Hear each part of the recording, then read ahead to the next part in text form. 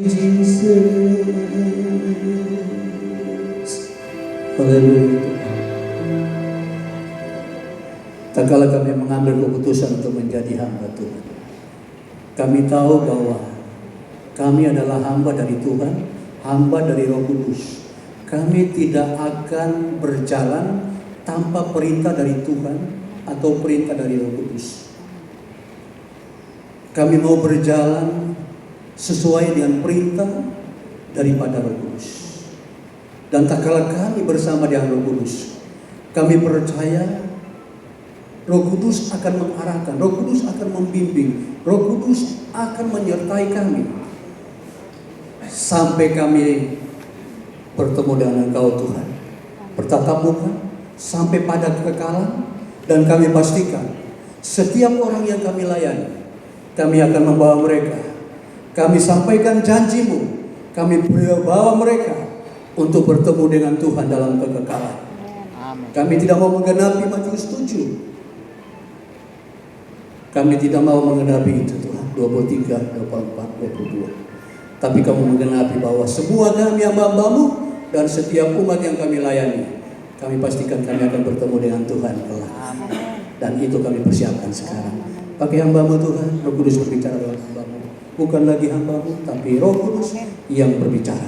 Dan Roh Kudus yang sama dalam diri setiap hamba-Mu akan memberikan pengertian yang sama tentang pribadi-Mu Tuhan dan tujuan serta janji yang Engkau sampaikan sampai Kau datang kedua kali menjemput kami. Terima kasih. Kami bersyukur, berfirman-Lah Tuhan, kami siap mendengarkannya. Yang siap mendengar firman Tuhan, hamba Tuhan, mari katakan sama-sama dengan saya yang keras. Amin. Yang terhormat saya serahkan kepada Kristus. Selamat sore, para hamba Tuhan yang kami cintai ya. Nama saya sebetulnya, saya cukup disingkat aja SW. Suara Newai ya. Kan nggak perlu badan ini jadi terkenal saudara ya. Yang perlu kan suaranya ya. Yuk kita, temanya adalah kebenaran dan dusta. Kira-kira di mana paling banyak pendusta saudara? Kira-kira di mana paling banyak pendusta? Hah? Ini hamba Tuhan semua loh. Semuanya terbuka di hadapan Tuhan. Ya. Kalau saya menjadi perampok di luar, tetap julukan saya perampok. Betul ya? Kalau saya jadi pencuri di luar, saya tetap pencuri. Jujur nggak itu? Jujur. Karena sesuai dengan apa yang saya lakukan. Tapi coba lihat. Ketika saya berzina, kemudian saya pegang kebenaran, dan saya tampilkan kebenaran di tangan saya jadi apa kira-kira? Saya perampok. Tapi saya pegang kebenaran di atas mimbar. Kira-kira jadi apa saya? Coba. Jadi apa? Di sini tidak ada yang berdiri di mimbar yang bisa jadi pendusta. Ya? Ingat, kebenaran dan dusta ini menarik perhatian.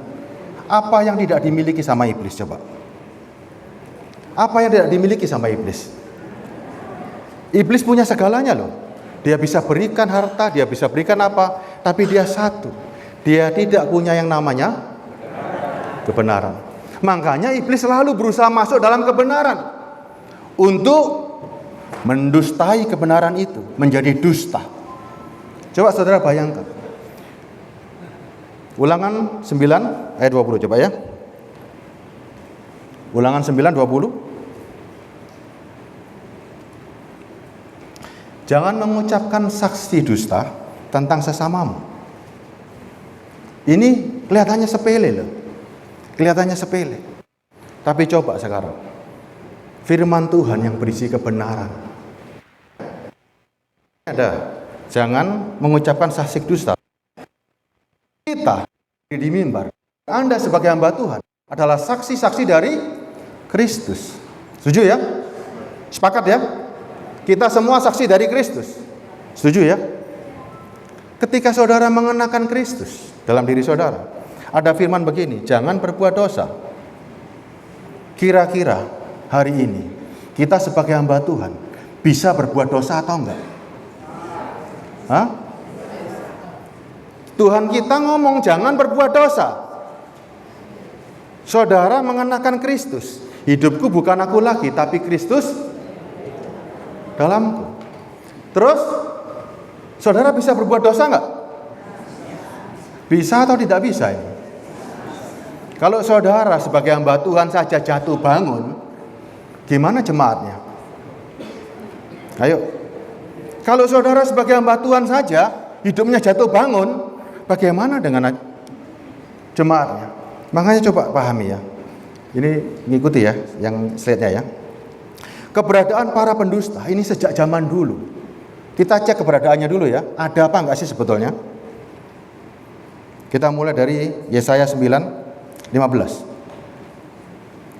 Yesaya 9:15. Bisa ditampilkan? Yesaya 9:15 ya. Kita cek dulu keberadaannya. Ada nggak sih dalam firman ini? Zaman dulu ada nggak kira-kira? Bisa? Yesaya 9:15.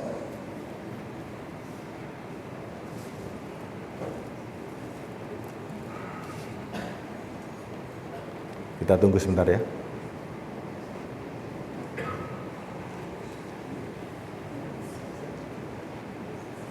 Saya bacakan ya, biar nggak lama-lama.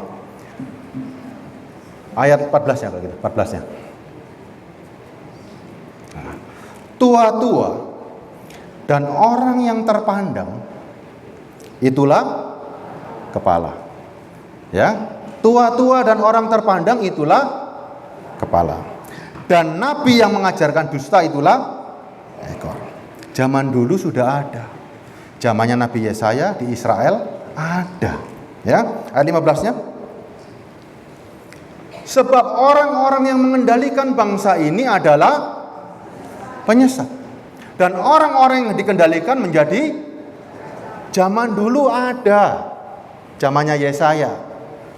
Ya. Tua-tua dan orang terpandang itulah kepala, dan nabinya yang mengajarkan dusta itulah ekor. Jadi kepala sama ekor cocok gak? Cocok gak ini? Zaman dulu ada. Kira-kira zaman sekarang ada apa tidak ada ini? Hah? Tambah banyak. Berarti Yesus gak berfungsi dong. Yesus datang memberikan pengampunan bagi kita semuanya. Harusnya dosa ini hilang, setuju gak? Saudara diampuni semua loh dosanya. Harusnya bersih kan? Bersih kan? Saya tidak menuduh, tapi kita cek dengan firman ya. Saya lanjutkan lagi, zamannya Yesaya ada orang-orang ini. Zamannya Yeremia.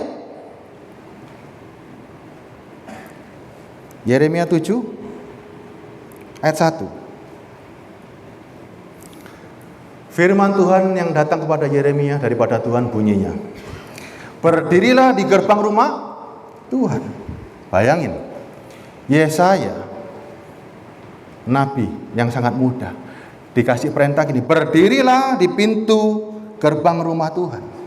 Ya, serukanlah di sana firman ini dan katakanlah, dengarlah firman Tuhan, hai sekalian orang Yehuda yang masuk melalui pintu gerbang ini untuk sujud menyembah kepada Tuhan. Kira-kira orang baik semua nggak yang datang? Datang ke rumah Tuhan untuk menyembah Tuhan. Tapi Yeremia berdiri di depan pintu. Ya, apa yang dia sampaikan ayat 3-nya? Beginilah firman Tuhan dan Allah Israel. Beginilah firman Tuhan semesta alam Allah Israel. Perbaiki tingkah langkah dan perbuatanmu, maka aku mau diam bersama-sama dengan kamu di tempat ini. Ayat 4-nya lihat ya. Yeremia berdiri di pintu. Janganlah percaya kepada perkataan dusta yang berbunyi, ini bait Tuhan, ini bait Tuhan. Bayangin. Saudara bisa bayangkan hari itu. Orang mau beribadah, ada orang yang berseru di pintu gerbang. Jangan percaya yang mengatakan ini bait Tuhan, ini bait Tuhan. Kenapa sampai Yeremia berani dan diperintahkan Tuhan ngomong di depan pintu bait Allah? Kenapa kira-kira? Karena hari itu para imamnya, ayat 8-nya, bisa bacakan ayat 8-nya. Para imamnya, kelakuannya ini. Zaman dulu rusaknya seperti ini. Zaman sekarang, yuk, ayat 8. Tetapi sesungguhnya kamu percaya kepada perkataan dusta yang tidak memberi faedah. Masakan kamu mencuri, membunuh, berzina, dan bersumpah palsu, membakar korban kepada Baal dan mengikuti Allah lain yang tidak kamu kenal. Kemudian kamu datang berdiri di hadapanku di rumah yang atasnya namaku diserukan sambil berkata, kita selamat, supaya dapat pula melakukan segala perbuatan yang keji ini. Ayat 11-nya. Sudahkah menjadi sarang penyamun di matamu rumah yang atasnya namaku diserukan ini? Kalau aku sendiri melihat semuanya, demikian firman Tuhan. Coba sekarang. Firman ini zaman dulu kira-kira keras enggak? Keras enggak? Hari ini kira-kira bagaimana coba? Ayat 12-nya. Coba saudara lihat nih. Ayat 12-nya. Tetapi baiklah pergi dahulu ke tempatku di Shilo. Shilo ini dulu tempat yang diagung-agungkan, di mana aku membuat namaku diam dahulu. Dan lihatlah yang telah kulakukan kepadamu karena kejahatku umatku Israel. Shilo itu dihancurkan sama Tuhan. Kalau Shilo saja yang dulu demikian hebat dihancurkan zaman dulu, kira-kira hari ini coba saudara pandang. Kira-kira saudara pandang hari ini, keadaan gereja apakah baik-baik? Coba. Kita semua sepakat. Keadaan gereja tidak baik-baik. Ada banyak serigala masuk ke gereja. Kemudian, apa tugas saudara hari ini? Serigala ini masuk ke gereja. Tapi lihat. Memakan domba-domba, semuanya pada diem. Karena semuanya ternyata pada jadi. Coba. Ini perjanjian lama sudah ditulis jelas. Jelas. Tapi kenapa hari ini seakan-akan semuanya damai saja? Nggak ada yang bingung, nggak ada yang ini. Apakah benar seperti itu? Coba. Kita hamba Tuhan semua loh. Kita hari ini hamba Tuhan semua loh. Apa sih ajarannya Kristus? Kita semua percaya nggak kita punya Roh Kudus? Siapa yang merasa punya Roh Kudus? Semua angkat tangan ya. Ini pengakuan dusta atau beneran? Beneran ya? Sepakat ya? Ingat loh, semuanya terbuka di hadapan Tuhan. Semua punya Roh Kudus ya. Tapi kita cek sekarang. Saudara yang mengaku punya Roh Kudus, kita cek dengan firman. Makanya Tuhan bilang uji roh-roh tersebut. Setuju ya? Sekarang kita cek dulu nih. Orang-orang yang punya Roh Kudus, kira-kira hidupnya bagaimana? Orang yang punya Roh Kudus, mengaku punya Roh Kudus, hidupnya bagaimana? Ayo. Ada Roh Kudus dalam dirinya. Hidupnya bagaimana kira-kira? Dituntun Roh Kudus. Setuju ya? Orang yang dituntun Roh Kudus bisa jatuh dalam dosa enggak? Hah? Bisa? Bisa, tidak bisa. Mana yang bisa, mana yang enggak bisa? Ayo. Orang yang dituntun Roh Kudus bisa jatuh dalam dosa atau tidak? Hah? Tidak. Saudara tidak bisa jatuh dalam dosa yang punya Roh Kudus tadi? Saya bacakan ayatnya nih, saya bacakan ayatnya ya. 1 Yohanes 3.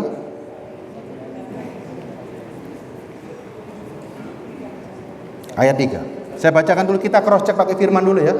Setiap orang yang menaruh pengharapan itu kepadanya menyucikan diri sama seperti dia yang adalah yang siapa?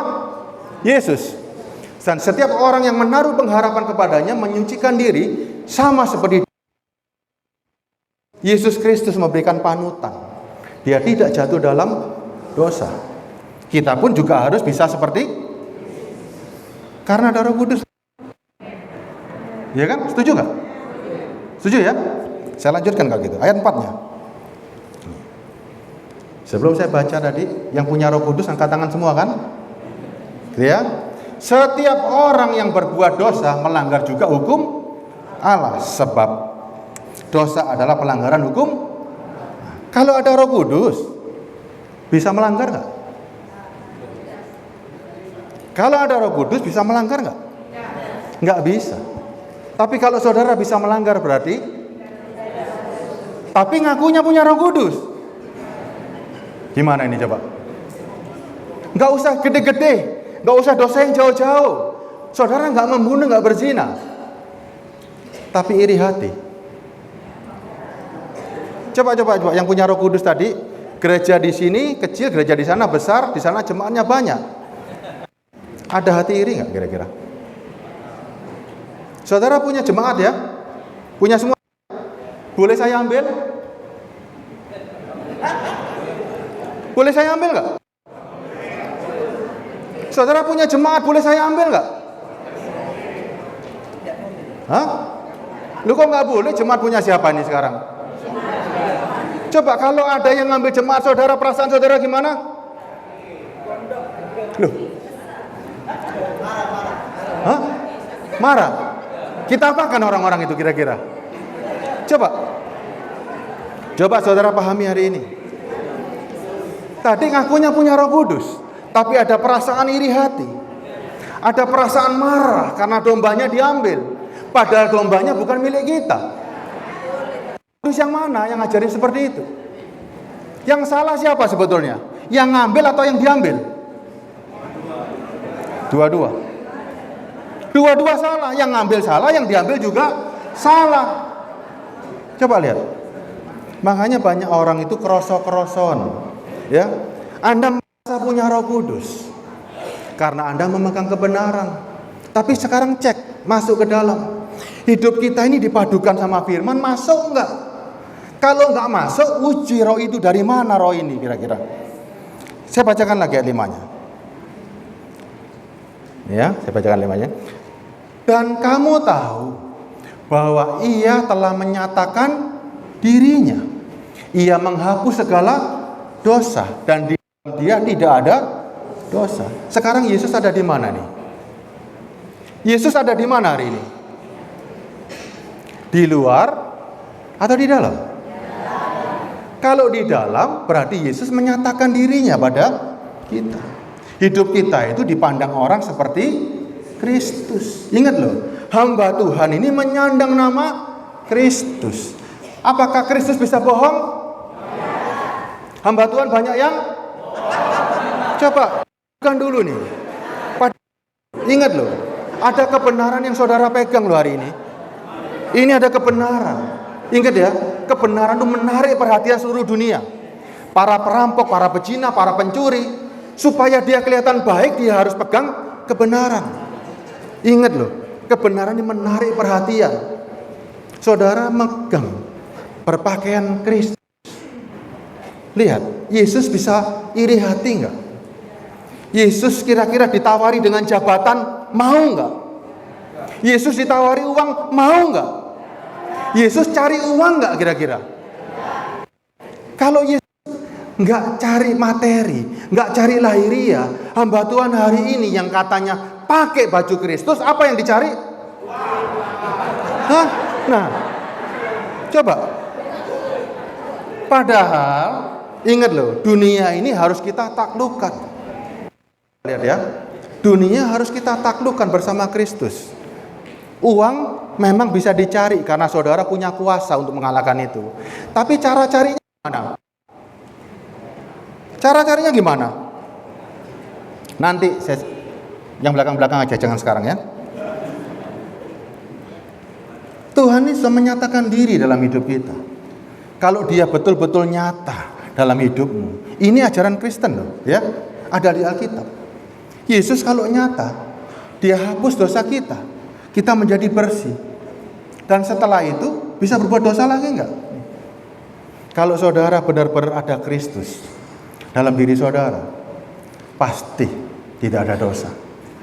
Pasti. Jawabannya pasti. Sekarang kita cek lagi nih. Yang tadi punya Roh Kudus, yang angkat tangan punya Roh Kudus, padukan dengan firman. Bagaimana kehidupan kita? Ayat 6-nya.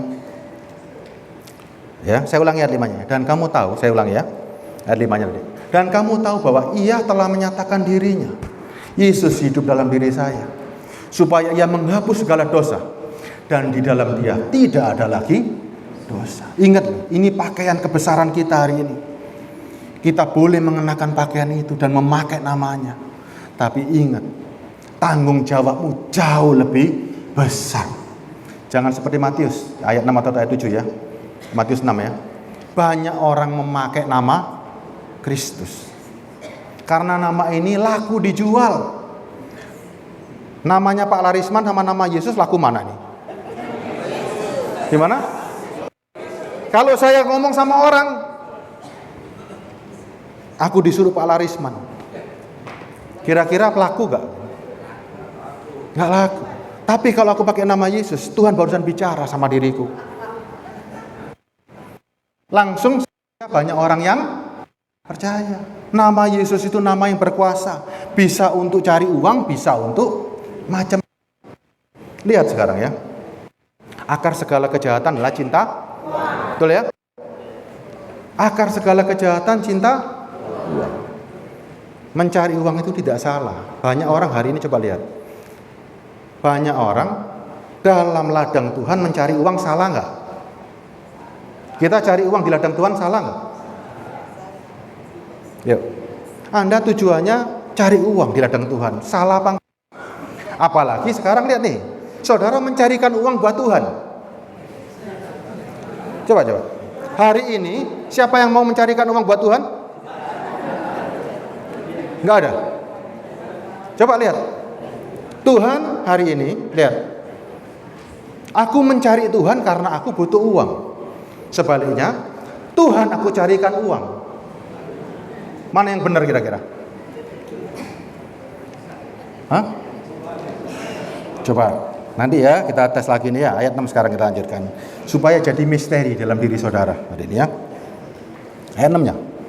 Karena itu, setiap orang yang tetap berada di dalam Dia tidak berbuat dosa lagi. Setiap orang yang tetap berbuat dosa tidak melihat dan tidak mengenal. Ini firman loh. Nggak bisa diotak-atik. Yang masih jatuh bangun, karena kita manusia makanya jatuh bangun. Betul kah? Kalau pendetanya jatuh bangun, apalagi jemaatnya, mau jadi apa nih? Ya, yuk kita uji diri kita hari ini. Kita berani tampil loh hari ini. Ayat 7. Sebelum saudara jawab, saya jawab pakai firman ya.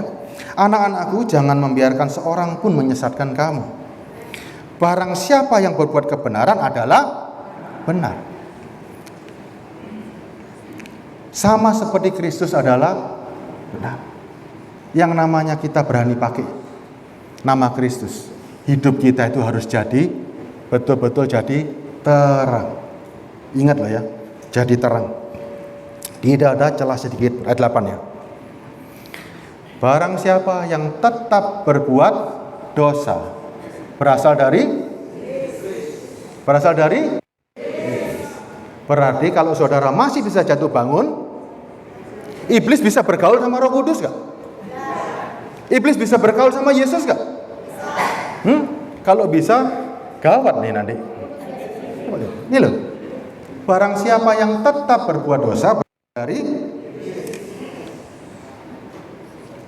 sebab iblis berbuat dosa dari mulanya. Untuk inilah anak Allah menyatakan dirinya supaya ia membinasakan perbuatan-perbuatan iblis itu. Makanya Yesus hadir dalam hidup kita untuk membinasakan perbuatan iblis. Sekarang lihat nih, sampai di sini ketika dipadukan dengan firman, di cross check dengan firman, benar nggak kesaksian kita? Benar nggak kesaksian kita hari ini? Saudara yang sering kali berdiri di mimbar, benar nggak kesaksiannya dengan dipadukan dengan firman? Kalau saudara mengaku sebagai hamba pilihan, kira-kira hari ini jatuh bangun nggak? Kalau masih jatuh bangun, Roh Kudus yang mana? Makanya saudara lihat hari ini kan, ada cerita kan di berita, hamba Tuhan 67 tahun di Surabaya, fasih mengajar, fasih segalanya. Apa yang terjadi? Apa yang terjadi hari ini? Tidur sama perempuan kecil-kecil. Hamba Tuhan loh. Di Surabaya ada, di sini kira-kira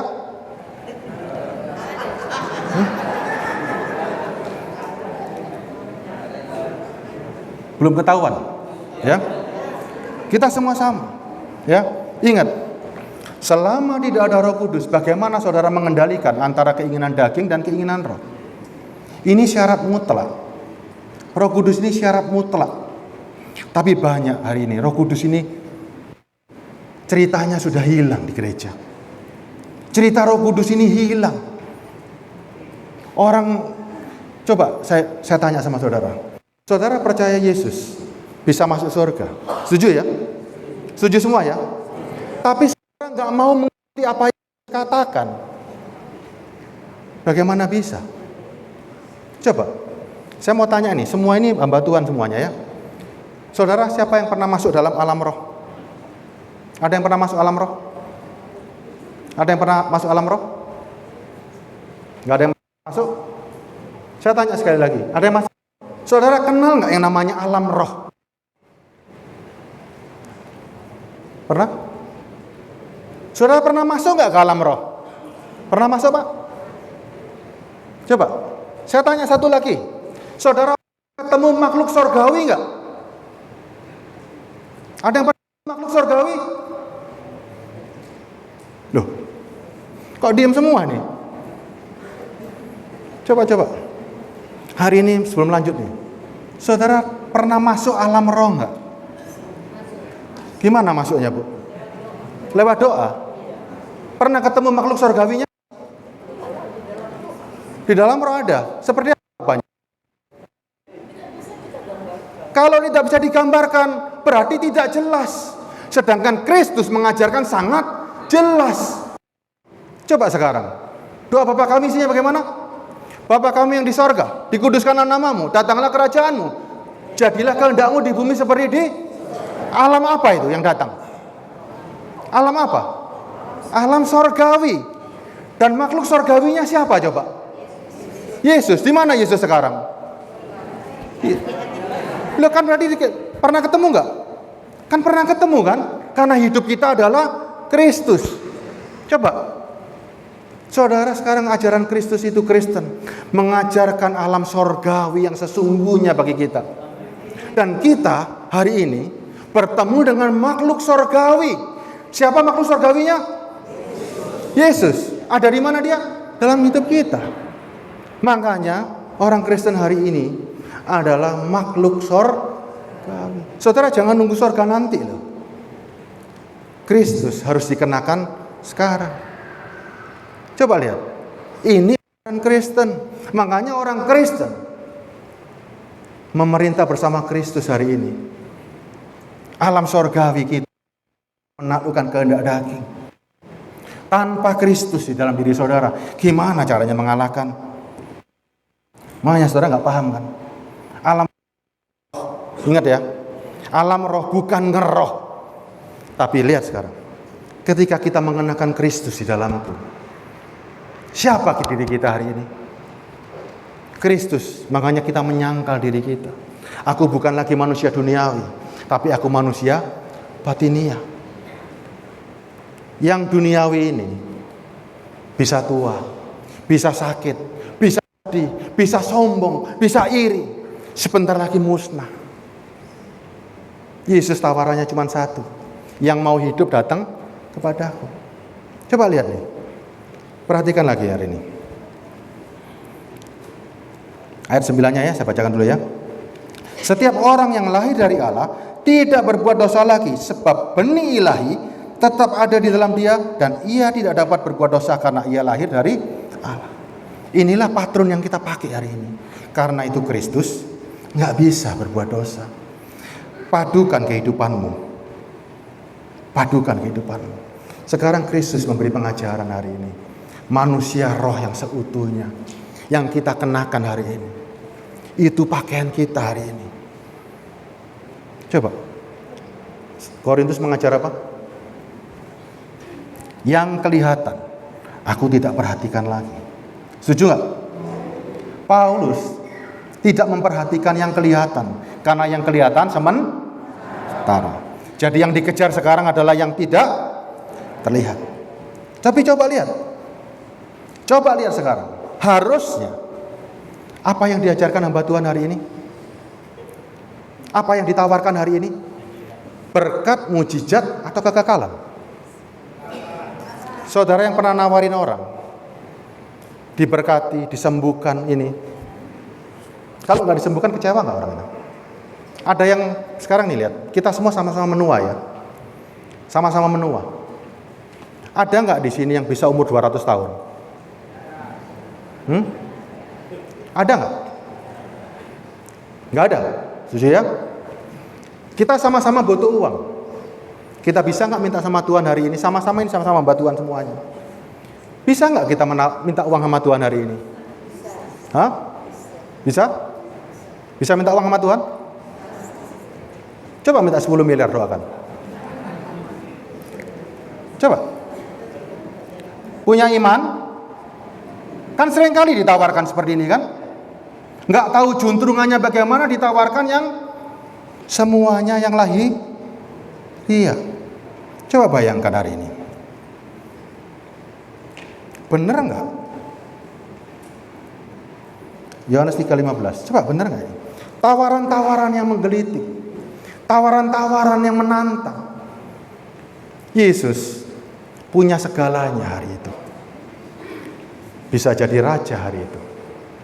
Tapi Yesus apa yang dipertontonkan Yesus yang harusnya hari itu bisa jadi raja kalau dia mau, bisa jadi terkenal nggak Yesus? Masuk ke Yerusalem. Dia punya segalanya, dia raih segalanya, bisa buat mujizat, bisa semuanya. Kira-kira kalau Yesus hari ini tidak disalib jadi apa coba? Nggak ada gunanya. Tapi lihat, yang Yesus pertontonkan hari itu, dia rela menyalibkan diri untuk ada kehidupan. Ya, bukakan Yohanes 3 ayat 15. Sekarang lihat nih, Rasul Paulus punya segalanya. Dia punya segalanya. Dia rela menderita bagi Kristus. Saudara punya, Yesus punya segalanya, dia salibkan dirinya. Paulus punya semuanya, dia korbankan. Saudara punya apa hari ini? Apakah kita sekarang mau mengikuti? Ini yang Yesus tawarkan, supaya setiap orang yang percaya kepadanya berhidup yang tahun nggak bakal bisa di bumi ini. Nggak bakal bisa. Saudara minta uang 10 miliar aja, coba doa semua. Nggak bakal diturutin. Tapi kalau saudara minta umur tanpa batas, bisa nggak? Bisa nggak? Saudara minta umur panjang selamanya, bisa nggak? Bisa. Kok nggak yakin? Kok nggak yakin? Saudara minta uang sampai nggak bisa dunia ini menghitung, bisa nggak? Saudara bisa nggak minta sama Tuhan uang yang dunia tidak bisa menghitung lagi? Bisa nggak? Bisa. Coba, sorga bisa dibeli sama uang nggak? Nggak bisa kan? Kehadiran Roh Kudus bisa dibayar nggak? Nggak bisa kan? Jadi kalau sampai saudara punya Roh Kudus, berapa nilainya? Berapa nilainya? Tidak ada uang di dunia ini yang sanggup menilainya. Makanya cari dahulu kerajaan Allah dan kebenarannya, semuanya. Saya mau tanya begini loh ya, kebenaran itu dicari dulu, manusia rohani dihidupkan dulu, baru bisa mematikan daging. Sekarang lihat, kalau saudara sudah menemukan manusia baru dalam hidupmu, saudara berasal dari surga kan? Bumi menurut pandangan saudara jadi apa? Saudara sudah hidup yang di dalam ini. Bumi di pandangan saudara jadi apa hari ini? Coba, dulu kita sama-sama makhluk bumi secara lahiriah. Kita lihat yang lahiriah semuanya. Gereja harus besar, harus diberkati, harus kaya. Tapi ketika saudara menjadi manusia sorgawi, cara pandangmu terhadap dunia bagaimana? Sorga sama bumi, kira-kira lebih berharga mana? Sorga. Saudara sudah jadi makhluk sorgawi selagi hidup. Kira-kira loh, apa pandanganmu terhadap bumi ini? Coba, apa pandangan kita hari ini? Saudara punya segalanya loh, punya kehidupan yang kekal. Ada orang yang paling kaya di ujung pandang, misalnya nih. Tapi saudara, siapa yang lebih berharga? Kita yang punya kekekalan jauh lebih berharga. Sekalipun saudara sekarang punya uang seluruh Indonesia, besok mati mau nggak sih? Mau nggak? Nggak ada apa-apanya hari ini. Kehidupan itu yang kita cari hari ini. Coba sekarang, saudara makhluk sorgawi hari ini. Besok mau mati nggak? Kalau dipanggil Tuhan besok siap nggak? Siap ya? Atau masih bingung nih? Yang siap siapa saya doakan? Ayo. Loh, bukankah ajaran Kristen mati adalah mau mati? Coba lihat nih. Mau mati? Enggak. Nah terus yang diajarin apa coba? Sekarang lihat nih. Di sorga itu manusia batin jauh lebih kuat. Tidak ada tangisan, tidak ada kesedihan. Hidupnya panjang, tidak terbatas ruang dan waktu. Enak nggak sebetulnya? Nggak pakai cari uang lagi di sini, nggak ada kesedihan, enak nggak? Enak kan? Mau secepatnya atau nanti dulu? Loh ini spirit loh ini spirit loh. Coba, saudara mau secepatnya atau nunggu-nunggu nanti? Buat manusia baru antara mati besok atau mati sekarang, mati nanti, tidak ada masalah. Nggak ada masalah. Coba lihat sekarang, makanya hati-hati saudara ya. Hati-hati. Yesus tidak melihat lahiriah lagi. Ajaran Kristus harus mengembalikan. Harus kembali untuk ini loh yang di dalam. Perhatikan yang di dalam. Nih lihat nih ya. Saya bukakan ayatnya.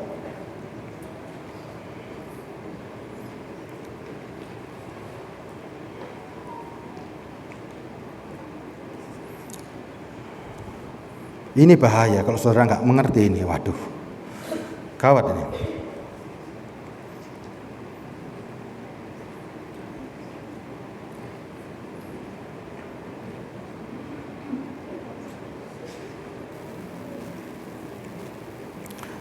Satu Korintus 2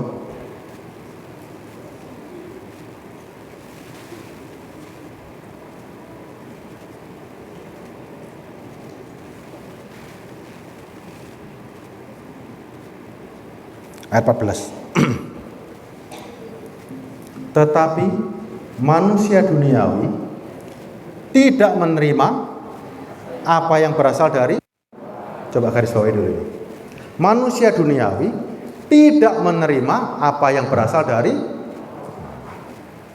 lihat ya, manusia duniawi tidak menerima apa yang berasal dari Allah. Sekarang lihat nih, manusia duniawi itu siapa kira-kira? Siapa kira-kira? Ini kan ayatnya jelaskan. Tetapi manusia duniawi tidak menerima apa yang berasal dari Allah. Setuju ya?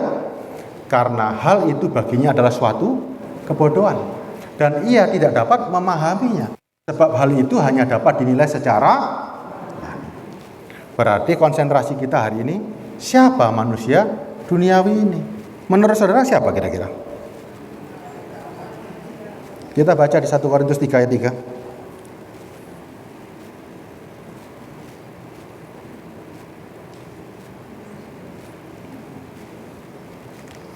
Karena kamu masih manusia duniawi. Salah satu cirinya cuma sedikit nih loh. Saya ambil 2 tok di sini. Sebab jika ada di antara kamu ada iri hati dan perselisihan, bukankah hal itu menunjukkan bahwa kamu manusia duniawi dan kamu hidup secara, siapa yang sudah lolos hari ini? Yang sudah lolos dari ini siapa ini kira-kira ini? Nggak ada yang lolos? Saudara jangan bohongin saya, nggak apa-apa. Saya dibohongin nggak ada masalah. Tapi semuanya terbuka di hadapan Tuhan hari ini. Ini lihat nih. Jika karena kamu masih manusia duniawi, sebab jika di antara kamu ada iri hati dan menunjukkan bahwa kamu manusia, ternyata manusia duniawi itu bukan di luar gereja. Ada banyak di mana, Bu? Di dalam gereja. Kok bisa? Kok bisa? Yang salah Tuhannya atau siapa kira-kira? Yang salah siapa ini kira-kira? Yang salah siapa? Terus kemudian manusia duniawi berdiri di mimbar ngajar orang untuk jadi manusia sorgawi, bisa nggak? Ayo coba. Manusia duniawi ngajar orang untuk jadi manusia sorgawi, bisa nggak? Sama dengan orang mati, bangkitkan orang mati, bisa nggak? Ini di sini nggak ada, di sini hidup semua. Ya, coba sekarang lihat nih. Orang berdosa bisa nggak menyucikan orang berdosa? Bisa nggak? Manusia duniawi ini masih ada dosa. Dia ngajak orang menyucikan orang yang berdosa untuk jadi suci, bisa nggak? Nah loh sekarang, bahaya nggak? Makanya 8 ayat 11 mengejar ini semuanya. Saudara mengejar ini semuanya, lupa. Yang diperbaiki siapa? Coba bukan Matius 28 ayat 19. Karena itu pergilah, jadikan semua bangsa muridku. Baptis mereka dalam nama Bapa, Anak dan Roh Kudus. Mulia sekali ya. Setuju ya? Sangat mulia ya. Banyak orang mengejar orang dibaptis, pokoknya baptis. Tapi lihat dulu ini. Saudara ngejar apa dulu ini? Ayat 20-nya coba baca pelan-pelan ya. Ajar mereka melakukan segala sesuatu yang telah kuperintahkan kepadaku. Tunggu dulu di sini. Saudara ngajak orang untuk dibaptis. Sudah melakukan semua perintah Tuhan?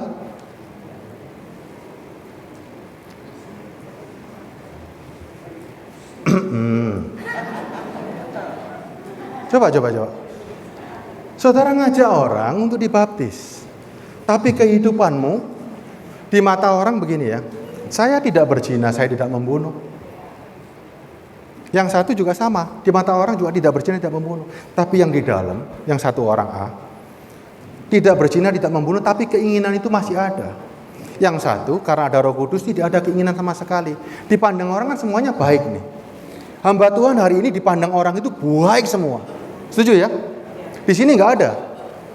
Di sini semuanya baik-baik semuanya, dalam dan luarnya. Betul nggak? Saudara, amin. Urusan sama Tuhan itu. Urusannya sama Tuhan ini, bukan sama saya. Kita sama-sama hari ini cross check. Saya ngajak orang untuk masuk dalam kerajaan Tuhan, tapi saya sendiri masih berlepotan. Ada gunanya nggak? Nggak ada gunanya. Orang lain saudara mau selamatkan, tapi di balok mata kita ini selumbarnya banyak. Kita mau menyelamatkan orang, tapi kehidupan kita dipadukan dalam firman hancur-hancuran. Gimana coba? Berdusta nggak saudara? Berdusta nggak? Ngakunya makhluk surgawi, nggak taunya manusia duniawi. Coba lihat nih. Ngakunya punya Roh Kudus, ternyata krosok-kroson. Waduh. Coba renungkan sekali lagi nih. Orang bisa nggak menampilkan buah-buah roh yang baik? Hari ini bisa nggak? Seakan-akan punya kasih, seakan-akan baik, bisa nggak? Ingat loh, setan itu ahli manipulasi. Ya, setan itu ahli manipulasi. Buah roh itu bisa dimanipulasi. Sebetulnya itu perbuatan daging semua, tapi ingin tampil jadi malaikat. Ingat loh, firman juga mengatakan kan, akhir zaman banyak orang memakai namaku. Banyak serigala jadi domba. Semuanya ini di gereja hari ini loh. Sungguh ini terjadi loh saudara, miris. Ini sekarang lihat nih. Kita lihat ajaran-ajaran para serigala-serigala ini.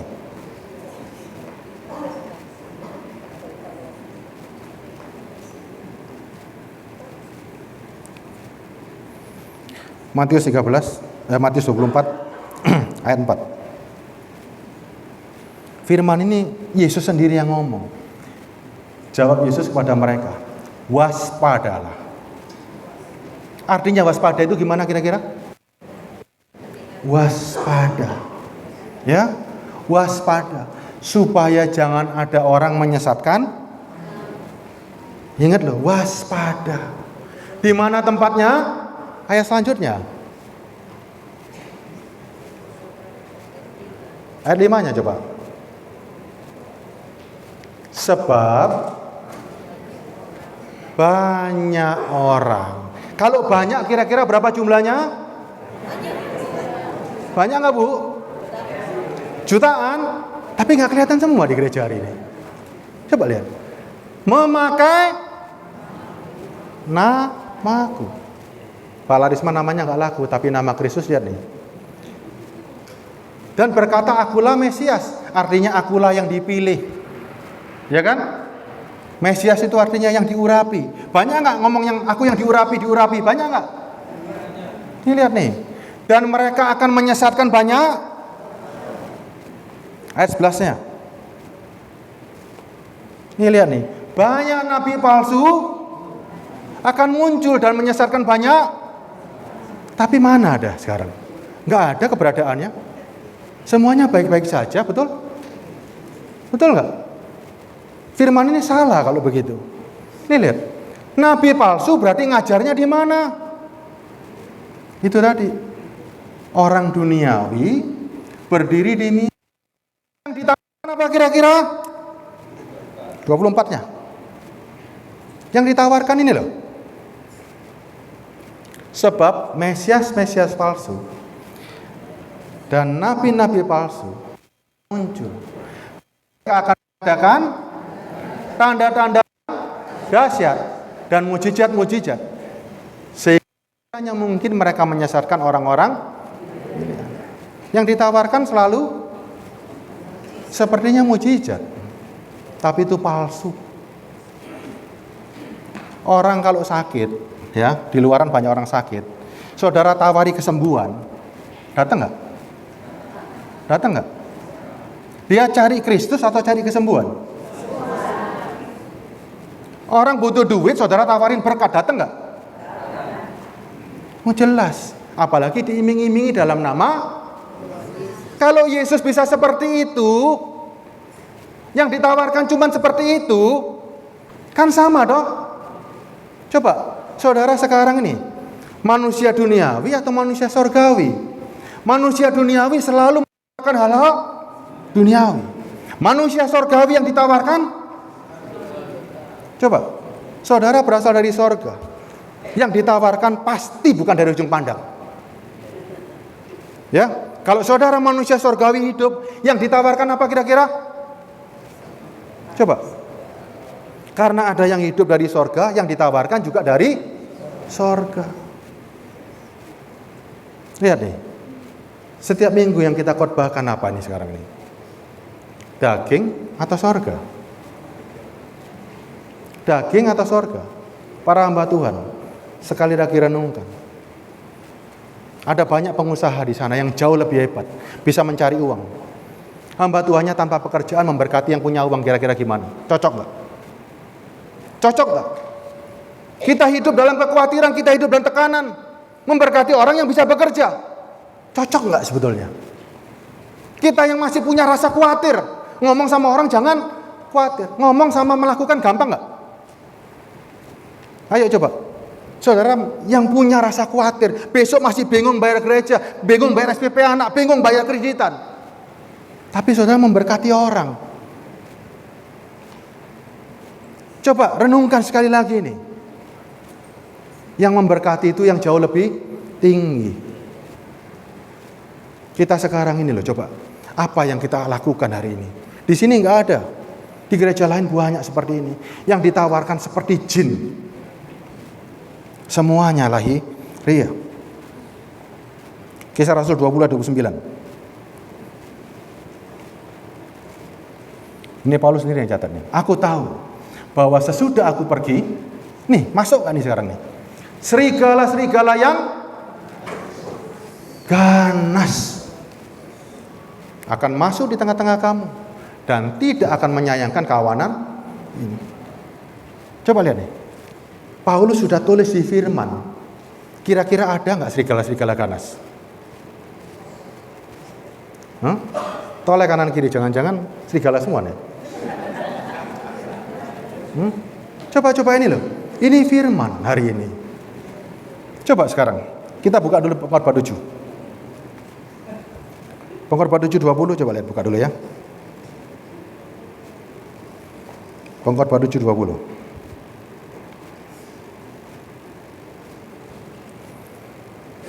Sorry, bukan ini. Rumah duka itu berapa Pak Joni ayatnya Pak Joni? Hah? Pengkhotbah 7 ayat berapa? 1 dan 2, sorry, 1 dan 2 ya. Bukan ini. Ayat 2-nya coba. Ayat 2-nya. Nah. Ini coba nih. Pergi ke rumah duka lebih baik daripada ke rumah pesta. Setuju nggak dengan firman ini? Setuju ya? Karena di rumah dukalah kesudahan setiap manusia. Hendaknya orang yang hidup memperhatikannya. Pergi ke rumah duka lebih baik daripada ke rumah pesta. Ayat 3-nya. Ayat 2 tadi aja saya bacakan dulu. Pergi ke rumah duka lebih baik. Saudara berapa kali ke rumah duka dalam sebulan? Ayo. Ini dulu nih. Pergi ke rumah duka lebih baik. Pak Gembala setuju nggak ini ayat ini? Setuju nggak? Kalau pergi ke rumah duka lebih baik, berarti kalau saya ada firman ini tiap hari saya di rumah duka. Setuju nggak? Coba. Pergi ke rumah duka lebih baik daripada ke rumah pesta. Di sini rumah duka di mana? Hah? Di mana? Di mana, Bu? Adiluhung. Budi Luhur. Berapa kali sebulan?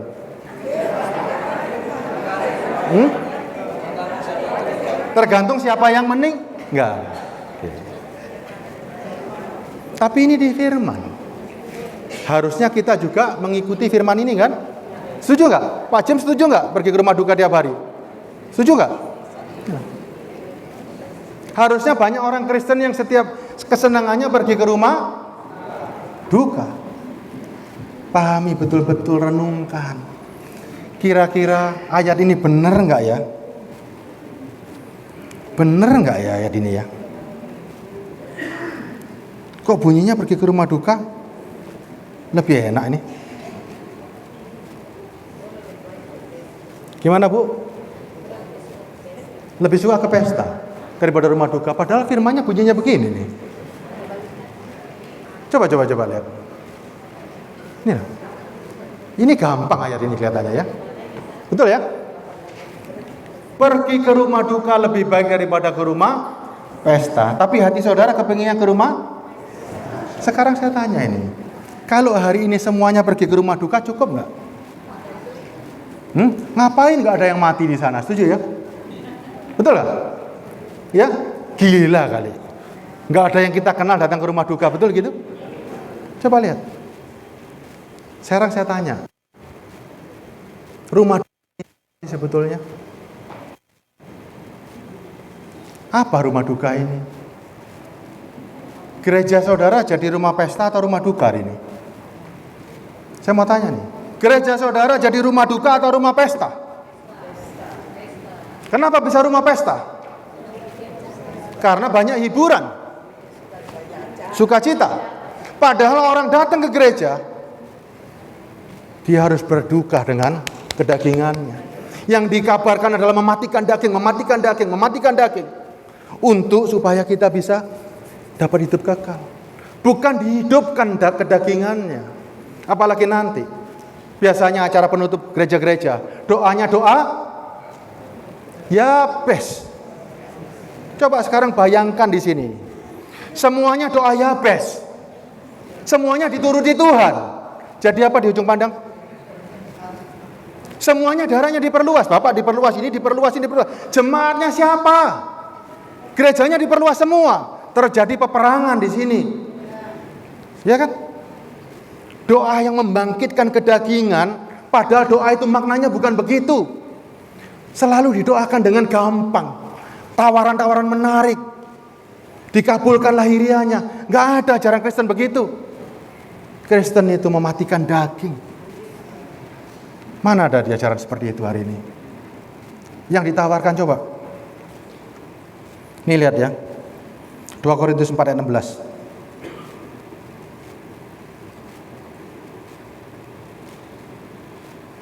Sorry, 1 Korintus 15 ayat 46. 1 Korintus 15 ayat 46. Nih. Tetapi yang mula-mula datang bukanlah yang rohani. Dulu kita ini cuma isinya manusia daging. Kemudian barulah datang yang rohani. Ayat 47-nya. Manusia pertama berasal dari debu dan tanah. Itu kita dulu. Ya, bersifat jasmani. Manusia kedua berasal dari sorga. Ini loh. Sekarang saudara, ada nggak manusia keduanya? Manusia pertamanya sudah kelihatan, tapi manusia sorganya ada nggak? Nih, berasal dari sorga. Ayat 48-nya. Makhluk-makhluk alamiah sama dengan dia yang berasal dari debu dan tanah.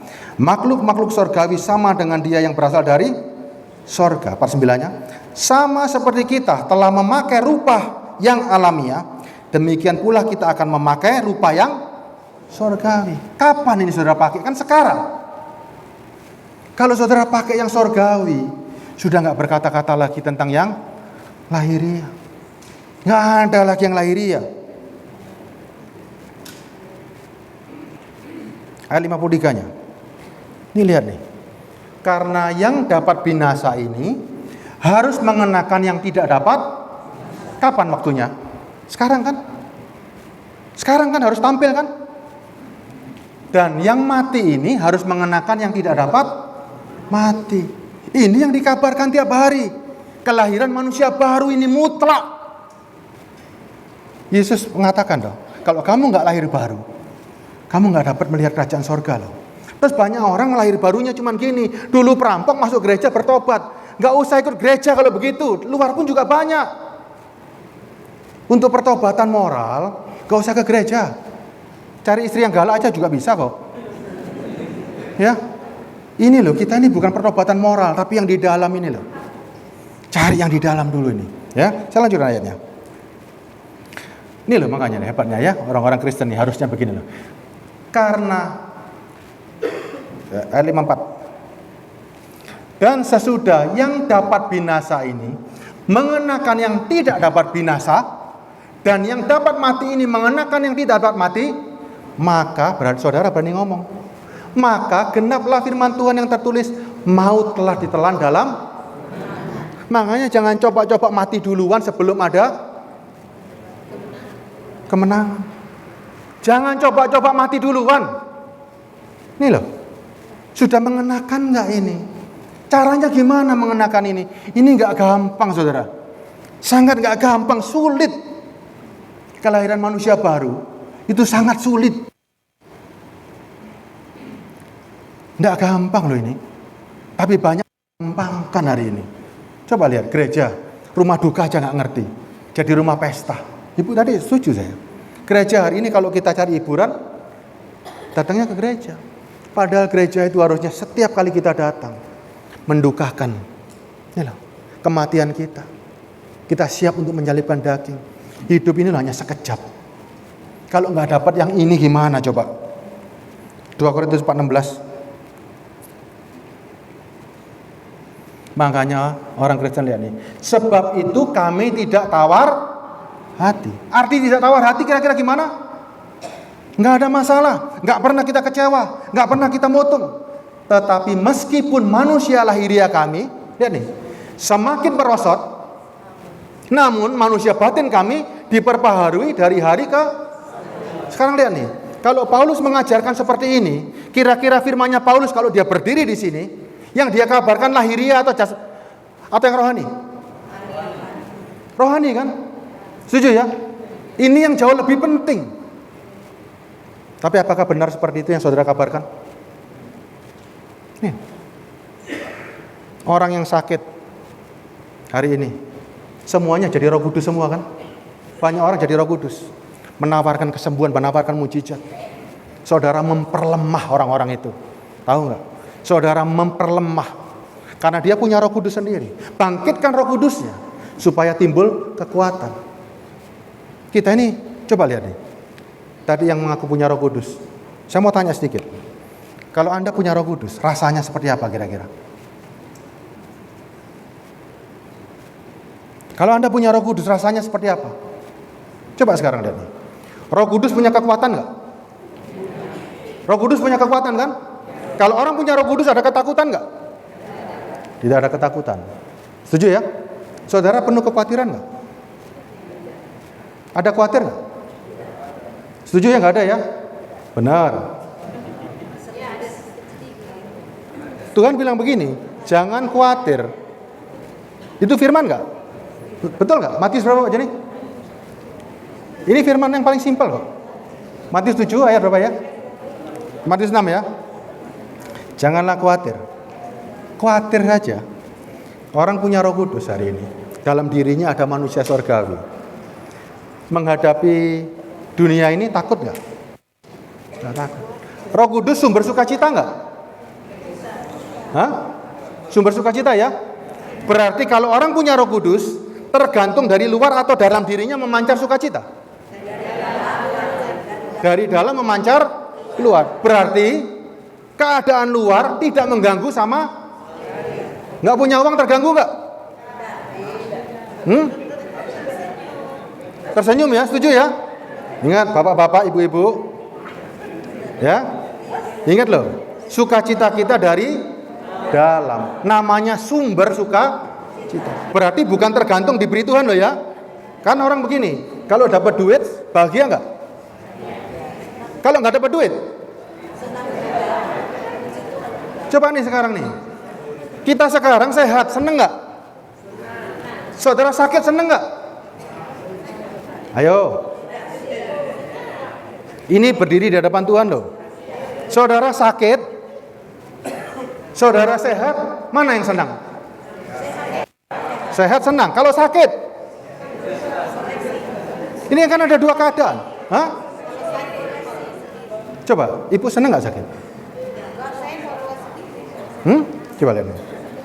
Sumbernya dari dalam. Paulus bilang, aku nggak tawar hati. Ya, ayat selanjutnya ini bunyinya gini. Ayo.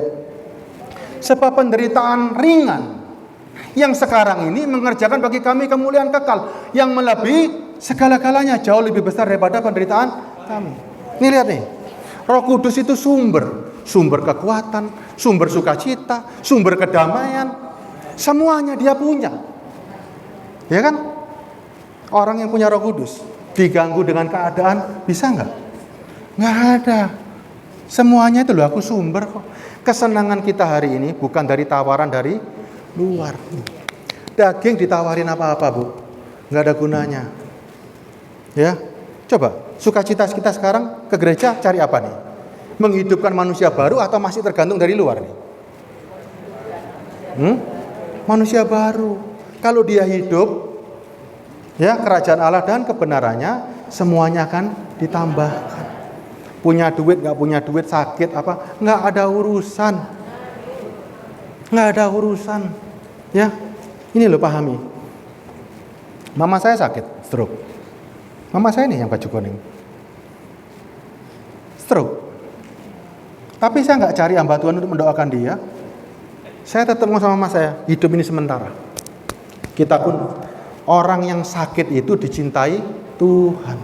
Karena dia punya kesempatan untuk merenungkan apa yang terjadi. Saudara mau enak mana? Sakit di rumah sakit atau kena serangan jantung?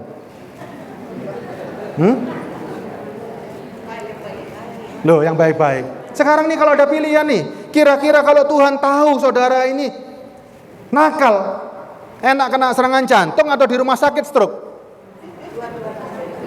Hah? Loh, kita tentu senang yang sehat. Tapi kalau keadaan ini bisa dihindari nggak sih? Ini fakta loh. Ada anaknya yang nakal, Tuhan mau didik dia, tak kasih sakit saja. Nggak bisa apa-apa di rumah sakit kan enak dong? Nggak bisa berbuat dosa. Enak nggak? Daripada kena serangan jantung, langsung bus gitu dok. Nggak ada kesempatan. Lebih enak ada kesempatan kan? Makanya yang sakit-sakit nikmati. Koreksi diri, ada apa ini? Ada apa ini? Ya, enak dok. Mau sakit kayak, mau seneng kayak, sehat. Orang yang punya Roh Kudus, mukanya gimana kira-kira? Ceria, terima kasih Tuhan. Ada orang punya Roh Kudus. Ya, karena kita dari dalam. Sukacita kita sudah bukan diukur dari luar. Ada yang bisa seperti ini sudah? Ayat 18 ya. Ini lihat nih. Sebab kami tidak memperhatikan yang ini Kristen. Ini ajaran gereja. Ajarannya Rasul Paulus bersama Roh Kudus ini yang diajarkan. Sebab kami tidak memperhatikan yang kelihatan, melainkan yang tidak kelihatan. Karena yang kelihatan adalah sementara. Sedangkan yang tak kelihatan adalah yang milih mana sekarang? Yang kekal. Ibu umur berapa hari ini? 71. Mau cari kekayaan atau cari hidup kekal? Nah itu tadi. Tapi ibu sering ditawar apa coba? Ada gunanya nggak punya harta banyak hari ini? Nggak ada gunanya kan? Sebentar lagi loh selesai. Ya kan? Ibu bisa nggak kembali cantik hari ini? Hah? Nggak ada yang bisa dipertahankan dari lahiriah ini. Tidak ada satupun bapak ini dulu ganteng sekali kan? Kita yakin kan tubuh ini menua kan? Dirawat kayak apapun, ada gunanya nggak? Tetap tua kan? Mau merhatikan yang di luar atau di dalam hari ini? Ini Kristen. Inilah alam sorgawi yang sebenar-benarnya. Kalau yang lain masih dapat janji, kita sudah menikmati sekarang. Ya, makanya kita ini bukan janji, tapi fakta. Alam sorgawi ini yang kita kabarkan. Untuk meraih alam sorgawi, makanya para hamba Tuhan harus merasakan dulu. Harus ada manusia baru dulu di sini, baru bisa mengabarkan. Galatia 6 ayat 1 coba lihat nih. Makanya jangan coba-coba yang duniawi mengajarkan kepada manusia-manusia duniawi untuk jadi rohani. Ini lihat nih. Kalau saudara-saudara, kalaupun seorang kedapatan melakukan suatu pelanggaran, yang bisa negur siapa? Yang bisa negur siapa ini? Maka kamu yang rohani. Yang duniawi nggak bisa. Ini loh. Makanya yang berani berdiri di mimbar, jangan pegang kebenaran menjadi dusta. Jangan pegang kebenaran jadi dusta. Ingat, ini tidak boleh lagi. Anda harus jadi manusia baru untuk mengajak orang menjadi manusia baru. Jadi begini loh. Saudara sudah merasa mendapat kerajaan sorga. Saudara mengajak orang lain untuk memperoleh kerajaan sorga. Semakin dibagi, semakin banyak. Coba lihat nih. Kalau saudara membagi harta kerajaan sorga, bisa habis nggak? Nggak bisa habis kan Bu? Makin dibagi makin banyak kan? Coba harta ibu dibagikan. Habis nggak? Enak bagi yang mana sekarang? Bagi yang tidak habis. Dan ini hanya bisa diperbuat oleh manusia baru. Makanya raih kehidupan kekal ini selagi kita hidup. Ingat loh, kita ini bukan janji nanti, sekarang. Doa Bapa kami kan jelas toh. Datanglah kerajaanmu. Jadilah kehendakmu di bumi seperti di Sorga. Selagi saudara hidup sudah merasakan sorga. Karena sorga itu kepastian, bukan janji. Kalau janji itu penuh penyesalan. Ini loh sekarang yang berdiri di mimbar ini, betulkah manusia baru? Manusia baru, Kolose 3 ayat 1, coba lihat nih.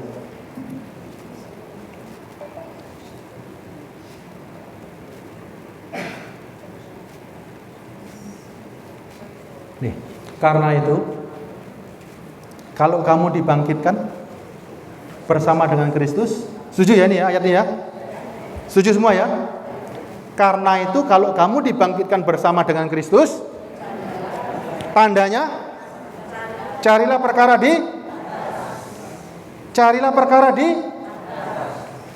kalau dibangkitkan bersama Kristus. Apa perkara di atas itu? Perkara apa kira-kira? Hidup kekal. Iya kan nih loh. Di mana Kristus ada dan duduk di sebelah kanan Allah. Ayat 2-nya coba. Pikirkanlah perkara di atas, bukan di. Sudah tahu bedanya? Yang di bumi perkara apa kira-kira? Apa? Itu keinginan. Yang di bumi perkara. Coba perkara di bumi apa saja yang saudara? Ditagih tukang kredit, disembuhkan, sakit, penyakit, kan itu cuma remeh-temeh dong. Ya kan remeh-temeh dong Bu. Pikirkan perkara yang di. Kalau kamu dibangkitkan bersama Kristus. Nah sekarang nih lihat nih, firmannya jelas. Tapi banyak orang yang ngaku dibangkitkan Kristus, yang dipikirkan, yang diomongkan perkara cocok nggak kira-kira? Boten Bu ya? Coba. Berarti banyak serigala ya? Hah? Banyak pendusta ya? Iya kan? Kalau sebelum dengar firman, nggak ada masalah jadi pendusta. Sebelum dengar firman nggak masalah jadi serigala. Tapi firman sudah disampaikan. Yang menuduh bukan saya. Semuanya terbuka di hadapan Tuhan. Hitung-hitungan sendiri sama Tuhan loh. Hitung-hitungan. Tidak ada yang tersembunyi di hadapan Tuhan hari ini. Saudara mau apapun hari ini, bebas. Bebas. Pilihan ada di tangan saudara loh. Ini lihat nih. Ayat 3-nya. Ayat 3-nya. Sebab kamu telah mati dan hidupmu tersembunyi bersama. Berarti yang tampil siapa? Kristus. Kristus bujuan enggak? Kristus bujuan enggak? Enggak mungkin. Hidup kita sudah mati. Keinginan kita sudah mati hari ini. Yang ada keinginan roh, keinginan Kristus. Kristus enggak mungkin bujuan. Kristus enggak mungkin menginginkan orang lain, harta orang lain, enggak mungkin. Kristus loh yang hidup. Nih. Ayat 4-nya coba. Ini lihat nih. Apabila Kristus yang adalah hidup kita, ini rohani enggak? Rohani enggak? Rohani sekali. Menyatakan diri kelak, kamu pun akan menyatakan diri bersama dia dalam kemuliaan. Saudara lagi masak sekarang, itu rohani enggak? Saudara lagi masak, itu rohani enggak? Saudara sedang bekerja, rohani enggak? Rohani, Kristus yang hidup kok. Hal-hal kerohanian kita hari ini karena yang hidup Kristus. Dalam kehidupan sehari-hari yang kita tampilkan Kristus. Tapi orang yang tidak punya manusia baru, yang ditampilkan yang rohani-rohani. Doanya kenceng-kenceng, puasanya lama, doanya panjang-panjang untuk mengelabui. Ya, coba lihat nih. Ada ayatnya, ada di Matius 23. Ya, doanya kenceng-kenceng. Coba kita baca deh. Saya baca dulu ayat 5-nya dulu. Karena itu, matikanlah segala sesuatu yang. Ini perintah enggak? Gereja mengabarkan ini enggak seharusnya? Harusnya kan ini dong. Tapi doanya Yabes. Coba, doa Yabes yang dipelintir artinya. Doa Yabes ketika saudara dengar, yang bangkit, rohmu atau dagingmu? Mudah-mudahan di sini ada doa Yabes nanti sore. Ayo, saya pengen tahu. Doa Yabes membangkitkan keinginan roh atau keinginan daging? Loh, lah kok sering doa? Kok sering doa begitu? Coba bayangkan loh. Nih loh. Tanpa sadar, yang ditawarkan gereja hari ini adalah kedagingan semuanya. Makanya hari pesta pora bersama setan ya ini loh. Nah, ada begitu itu. Ini loh yang diajarkan. Matikanlah segala dirimu dari segala sesuatu yang duniawi. Tapi kita masih hidup, memang. Tapi kendali harus dari dalam. Kita nggak boleh punya keinginan daging ini. Dikendalikan dari dalam. Nih, saya kasih ilustrasi. Saudara punya hewan, punya sapi. Kalau dia tanpa yang ada yang mengendalikan, bisa apa di tanah yang kosong? Nggak ada gunanya. Hewan liar. Tapi kalau ada pengendalinya, pasang kuk, jadi apa di taman itu? Bisa membajak sawah. Tubuh ini bagaikan hewan. Kalau tidak dikendalikan hanya hewan liar. Ini kendalikan sama Roh Kudus nih. Karena itu matikanlah dalam dirimu segala sesuatu yang duniawi. Berarti yang dihidupkan yang rohani. Yaitu percabulan, kenajisan, hawa nafsu, nafsu jahat, juga keserakan yang sama dengan penyembahan. Ini loh, daging kita ini nggak mampu, saudara. Nggak mampu untuk menerima yang luar biasa itu. Coba sekarang lihat ya. Ada Roh Kudus dalam diri kita. Kalau Roh Kudus dalam diri kita, karunia-nya macam-macam kan? Saudara ngejar karunia sekarang. Karunia nubuatan, karunia kesembuhan. Padahal itu kalau ada Roh Kudus, semuanya dapat semua. Tapi sekarang lihat nih. Roh Kudus yang di dalam diri saudara, tahu nggak kalau daging ini lemah? Di sini misalnya nih, Roh Kudus di dalam, terus saudara dikasih gift dagingmu, doa sembuh. Jadi apa saudara? Daging kita mampu, setiap doa, orang doa, kita doa sembuh dia. Tahan Bapak. Apa yang terjadi dengan Bapak kira-kira? Kalau ada pendeta bisa membangkitkan orang mati hari ini, bisa menyembuhkan orang buta dari lahir, jadi apa di hari ini? Mampu nggak daging ini nahan? Ayo coba. Saudara akan jadi orang paling hebat kan di Indonesia kan? Pendeta penyembuh. Bener? Mampu nggak daging? Nih, selama dagingmu nggak mampu, Roh Kudus tidak akan berikan karunia-Nya. Ini loh, karunia ini sudah ada semua. Ya.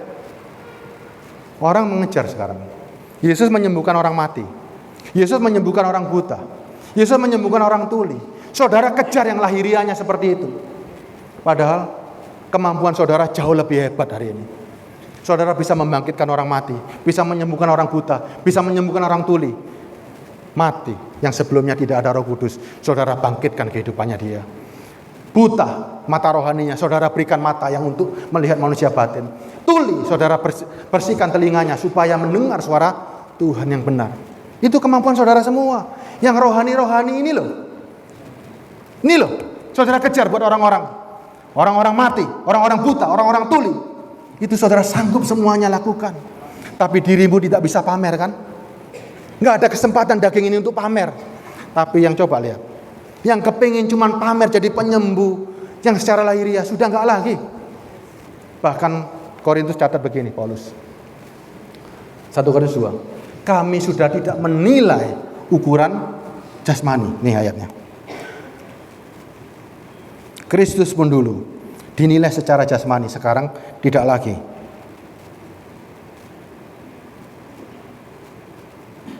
Dua Korintus 5:16.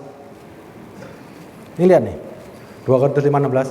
Sebab itu kami tidak lagi menilai seorang juga pun menurut ukuran manusia.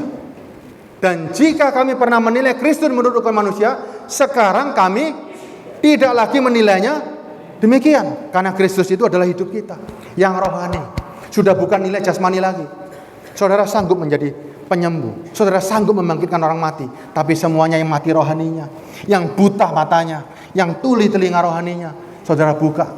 Karena ada kehidupan kekal nih. Bukan seperti yang sekarang ini. Ya, Yesus menyembuhkan orang mati, saudara ikut-ikutan. Yesus di kayu salib gak ada yang mau ikut. Coba bayangkan, kalau mau fair mengikut Kristus, Kristus itu menunjukkan jalan. Harus diikuti semuanya. Nggak bisa di skip loh. Menyembuhkan orang mati mau ikuti Kristus. Kristus disalib nggak ada yang mau. Kan semuanya ini arti rohani loh. Nggak boleh ditafsirkan sekarang ini semuanya lahiriah. Nggak boleh. Makan tubuh darah Kristus itu pun rohani. Coba ini lihat sekarang. Ayat-ayat dibuat jasmani semua. Ingat ya. Kalau setan baca firman, firman jadi apa kira-kira? Nih. Saudara, manusia daging baca firman. Jadi apa kira-kira? Manusia daging baca firman jadi apa kira-kira? Tidak bisa. Manusia daging baca firman jadi tambah kedagingan. Firman Tuhan bisa menjadi orang banyak tersesat. Kenapa? Karena yang baca manusia daging. Ketika tawaran-tawaran duniawi dikejar itu habis-habisan. Tidak boleh. Yang membaca firman harus bersama Roh Kudus. Semua firman untuk rohani kita. Untuk manusia roh kita. Ini yang saudara kejar hari ini. Ada dua mata yang memandang. Setan dengan Roh Kudus. Firman isinya untuk jiwa. Firman ini makanan untuk jiwa, bukan untuk daging. Daging ada nasi goreng, ada pecel, ada sop palu bahasa serigala ya. Ya kan? Ya kan? Itu makanan jasmani supaya kita kuat. Firman itu berisi firman Tuhan untuk rohani kita supaya kita kuat. Nggak ada firman untuk jasmani. Coba. Begitu saudara salah baca. Ini loh. Coba sekarang. Firman jelas ngomong. Hidup seperti Kristus. Berarti kan menuntun kita dong. Tapi kita nggak ada Roh Kudus. Nggak mau hidup seperti Kristus. Menyesatkan nggak firman itu? Saudara tersesat karena kebenaran kan? Coba. Yesus bilang jangan berbuat dosa. Itu firman nggak? Jelas nggak petunjuknya? Saudara baca, tapi daging tetap berbuat dosa. Gara-gara firman dosa nggak? Sudah baca jelas tapi bisa berbuat dosa. Ingat loh, firman ini berisi petunjuk. Banyak petunjuk. Setuju ya? Kalau berisi petunjuk saudara nggak mau ngikuti kira-kira gimana? Tersesat kan? Tersesat kan? Yesus bilang lahirkan manusia baru. Firman nggak? Saudara nggak mau melahirkan manusia baru. Tersesat nggak? Makanya makin saudara nggak ngikuti perintah yang satu, semuanya berlepotan semua. Makanya firman ini harus diikuti satu persatu. Karena Yesus ini menunjukkan jalan. Harus diikuti loh, satu persatu. Nggak gampang ini. Makanya sekarang lihat nih. Orang-orang dengan euforia. Gereja jadi rumah pesta. Ditawarkan semuanya yang nggak karu-karuan nih. Mau jadi apa ini coba? Nggak bisa lagi loh seperti ini. Urusan saudara ini sama Tuhan loh.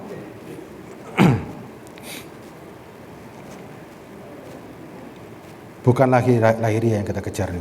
Roma 2 ayat 28. Ini lihat nih.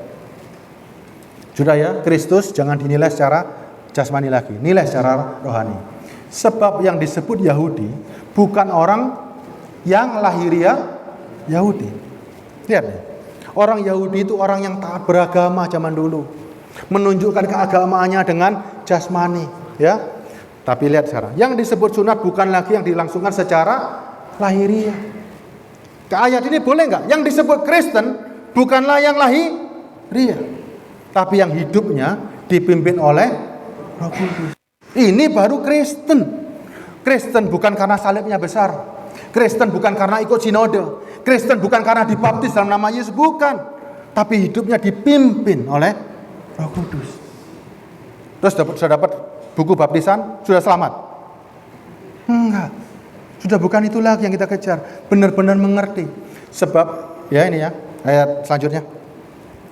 Tetapi orang Yahudi sejati, tetapi orang Kristen sejati, yang ialah dia yang tidak nampak keyahudiannya, tidak nampak kekristenannya, dan yang sunat ilahi ialah sunat dalam hati. Secara rohani, bukan secara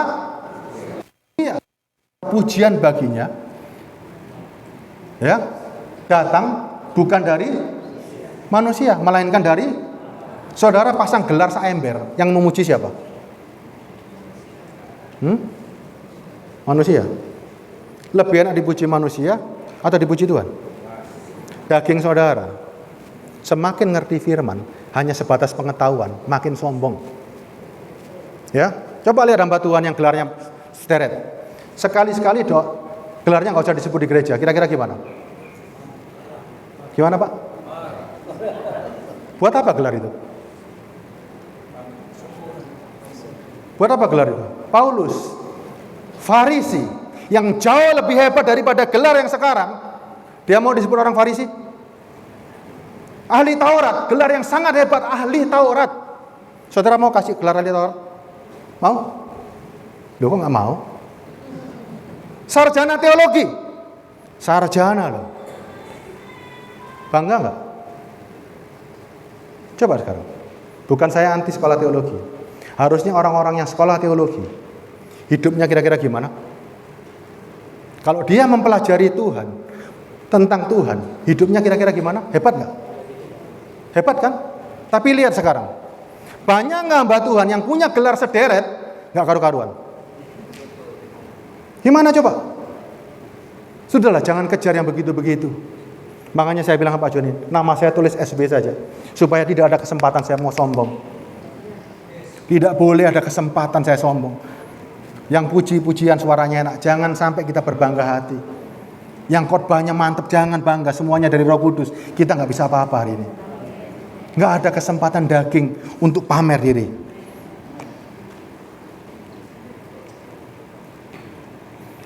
Ya, hati-hati. Makanya Filipi 3 ayat 2 coba. Filipi 3 ayat 2. Hati-hati terhadap, coba bacakan aja, saya takut bacakan nanti dilempar batu ini. Hati-hati terhadap anjing-anjing, terhadap pekerja-pekerja. Ada di mana pekerja-pekerja dan anjing-anjing ini? Hah? Saya nggak berani ngomong loh saudara. Ya, coba sekarang nih lihat. Berhati-hatilah terhadap penyunat-penyunat palsu. Karena apa yang ditampilkan lahiriah. Ayat 3-nya. Ini lihat nih. Karena kitalah orang-orang bersunat yang menanggalkan semua keinginan-keinginan hati yang jahat-jahat ini, tanggal semuanya karena ada Roh Kudus. Akar kejahatan tidak ada sama sekali. Karena ada Roh Kudus. Kita nggak bisa menyembunyikan akar kejahatan. Ya, ingat. Orang yang punya Roh Kudus, akar kejahatannya bisa disimpan nggak? Nggak bisa. Ingat loh ya, akar kejahatan makin kecil, makin disimpan, makin jahat nggak orang itu? Coba lihat sekarang. Akar kejahatan makin disimpan, makin kecil, makin jahat nggak? Makin jahat nggak? Saya cinta uang, tapi saya sembunyikan sampai orang nggak kelihatan. Saya masih jatuh bangun dalam dosa. Saya masih nyimpen istri yang lain, bukan istri lah, gendaan. Tapi saya simpen rapat-rapat. Saya simpen rapat-rapat sampai gak kelihatan, sampai di mimbar saya seperti malaikat. Jahat gak? Ingat, kejahatan makin disimpan, itu makin jahat. Ya, orang yang bisa menyembunyikan kejahatan, itu orang kejahatannya sudah termasuk hebat. Ya, ingat ya? Dan Roh Kudus ada di sini. Hati kita yang paling gelap pun pasti diterangi. Roh Kudus itu nggak mungkin bisa bergaul dengan kejahatan. Ayat 3-nya, ya. Dan bermegah dalam Kristus Yesus. Apa bunyinya? Dan tidak menaruh percaya pada hal-hal. Sudah ya, kita nggak bicara lahiriah lagi ya. Saudara kalau mau benar-benar menjadi manusia baru yang dikabarkan tentang sorga, karena ada Roh Kudus yang hidup dalam diri kita, kita ngajak orang lain, yuk merasakan sorga selagi kita hidup. Lebih enak memperkaya orang materi atau ngajak orang ke surga? Mana upahnya yang paling besar? Kita ngajak ibu ke sorga dan ibu ada manusia baru. Ya, sama ibu tak doakan jadi kaya. Siapa yang senang? Coba lihat nih.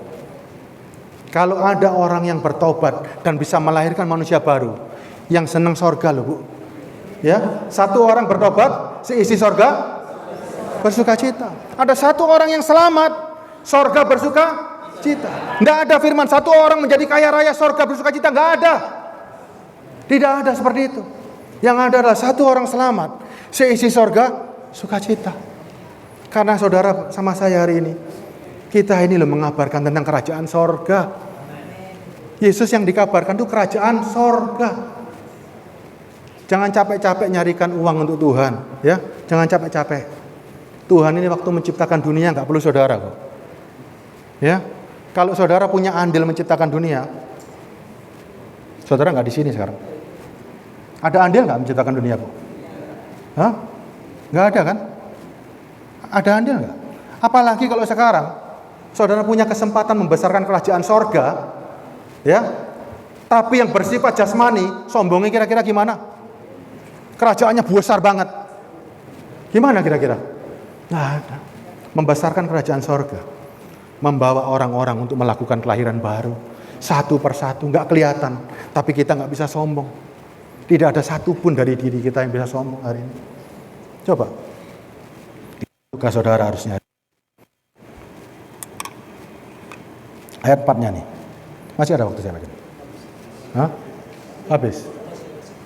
Oh, masih ada 10 menit tuh. Ini lihat nih, sekalipun, ini Paulus nih ya, zaman dulu ya. Sekarang bandingkan diri saudara, semua gelarmu, semua yang materi-materi, semua yang jasmani, tempelan di dirimu, bandingkan dengan Paulus hari ini. Kira-kira saudara sama Paulus hebat mana? Ya, sekalipun aku juga ada alasan untuk menaruh percaya pada hal-hal ini ya. Ini loh, ini bukan artinya bukan Paulus percaya.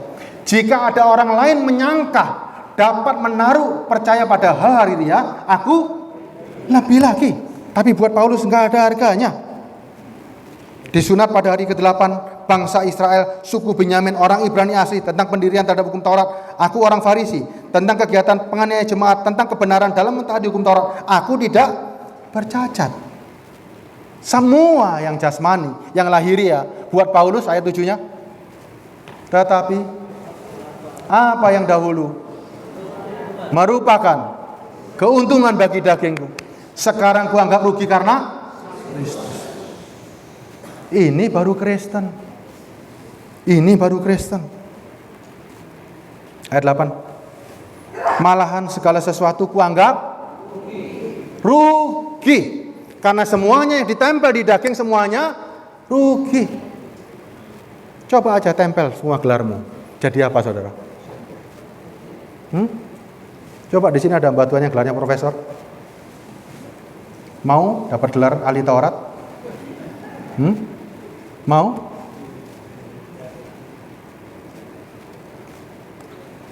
Ini loh, ini yang kita cari hari ini. Ini loh, ya. Ayat 15-nya. Karena itu, marilah kita yang sempurna berpikir demikian. Jikalau lain pikiranmu tentang salah satu hal, hal itu akan dinyatakan Allah kepadamu. Saudara perlu peranan Roh Kudus hari ini. Ya, saudara nggak bisa hidup sendiri hari ini. Perlu yang namanya Roh Kudus. Yang bisa mengajar kita bukan dosen. Yang bisa mengajar kita hanya Roh Kudus. Paulus catat begini, perhatikan kata-kataku, biarlah Tuhan yang memberikan hikmatnya ya. Nggak bisa apa-apa loh kita ini sekarang. Ya, setuju ya? Alam roh kita adalah alam sorgawi yang kita tawarkan hari ini. Selagi orang-orang punya beban banyak, semua orang ini punya beban kan, ada yang sakit, ada yang miskin, ada yang jemaat kita seperti itu kan. Jangan tawarkan lahiriah lagi. Ini sementara, beri penghiburan, ini sementara. Ada yang kekal yang saudara bisa tawarkan dan pasti dapat. Ya, pasti dapat. Kekayaan belum tentu dapat, kesembuhan belum tentu dapat, tapi kekekalan pasti dapat. Pasti. Makanya ada firman kan, mintalah. Kita baca ayatnya, Matius. Ini jangan diartikan yang gak karu-karuan ini. Mintalah. Matius 7 ayat 7.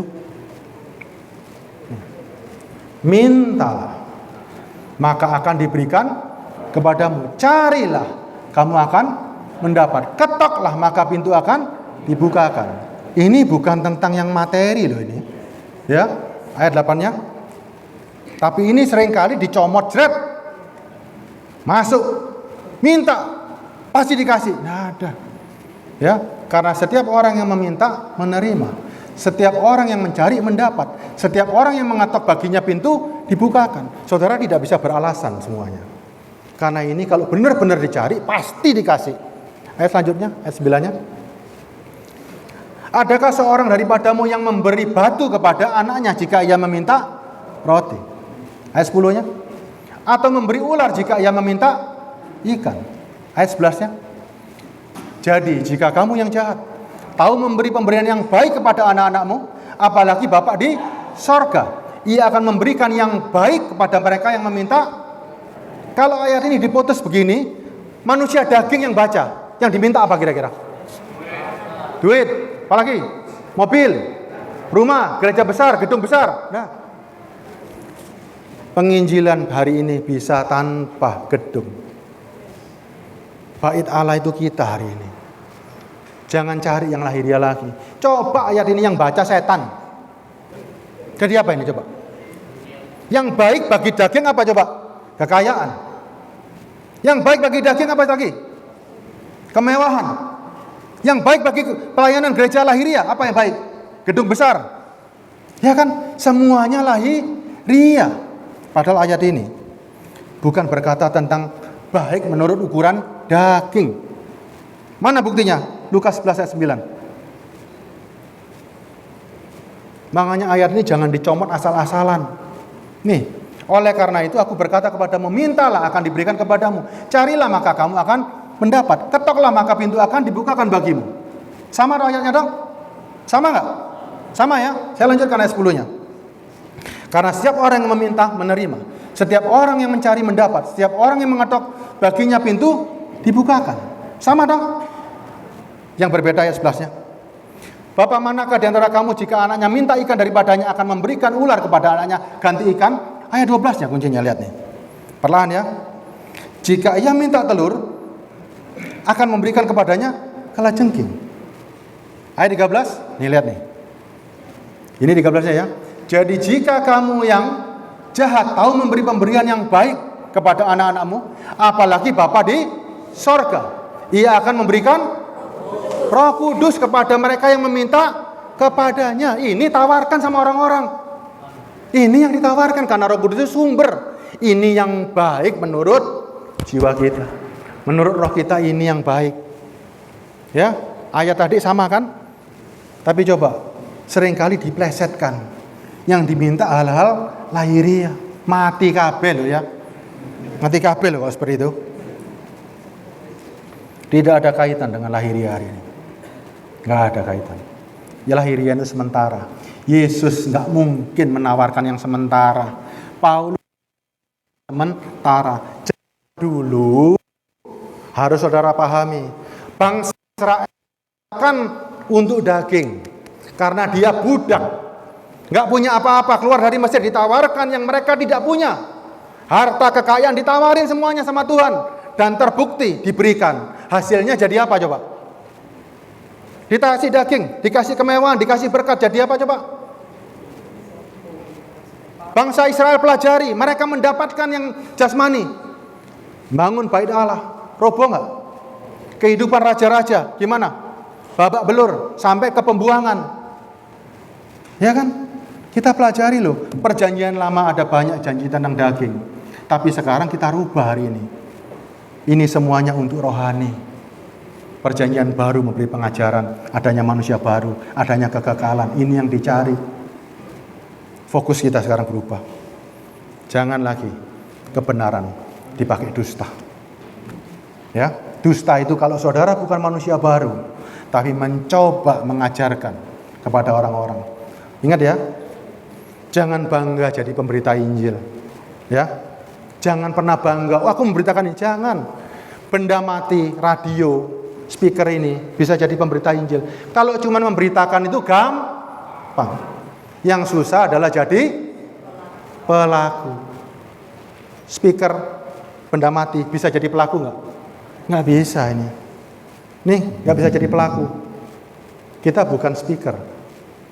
Kita pelaku firman. Seperti Matius 28 ayat 19-20. Semuanya kita lakukan. Apa yang dari Kristus, kita lakukan semuanya. Ya. Sudah nggak ada serigala ya? Masih ada atau nggak ada? Kalau masih ada, yuk kita sama-sama. Kita punya spirit yang sama. Mumpung di sini rame-rame, kita keroyok. Ya, supaya nggak ada serigala lagi. Ya, tadi banyak serigala, sekarang tidak ada. Sekarang tidak ada, ya. Gak usah ditepuk tangan nih. Ini bukan pertunjukan. Ya, ini untuk diri saudara sendiri. Ya, waktu saya habis Pak Jani ya. Habis ya, 5 menit ya. Bisa saya terusin dikit ya?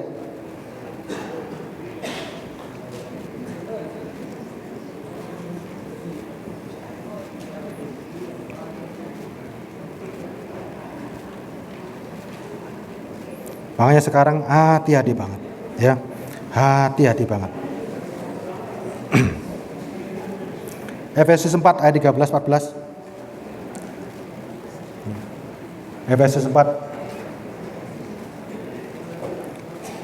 Sampai kita semua mencapai kesatuan iman dan pengetahuan yang benar tentang anak Allah, kedewasaan penuh dan tingkat pertumbuhan yang sesuai dengan kepenuhan Kristus.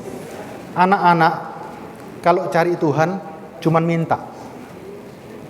Orang dewasa sudah bukan minta, karena dia bersama Roh Kudus untuk memberikan sesuatu. Ya, kalau anak-anak minta, kita sudah bukan anak-anak lagi, tapi kita sekarang sebagai orang yang dewasa. Orang yang dewasa itu memberikan sesuatu. Ya, saya lanjutkan ayatnya. Sehingga kita bukan lagi anak-anak yang diombang-ambingkan oleh rupa-rupa angin. Tahu nggak rupa-rupa angin pengajaran? Angin itu arah.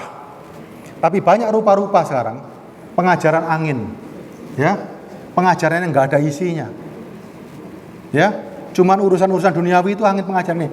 Oleh permainan palsu manusia dalam kelicikan mereka yang menyesatkan. Sudah bukan lagi.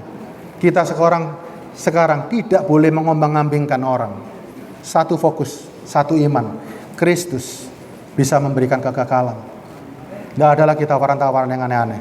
Ya, saudara lebih baik ya memperkaya orang secara rohani, memperkaya orang secara rohani, menyembuhkan orang secara rohani, mengajak orang ke sorga. Bukan lagi ria. Ini Kristen. Sebentar sore KKR. Yang dibangun bukan lagi daging. Tidak ada tawaran-tawaran daging. Yang dibangun orang yang mati, dibangkitkan kerohaniannya.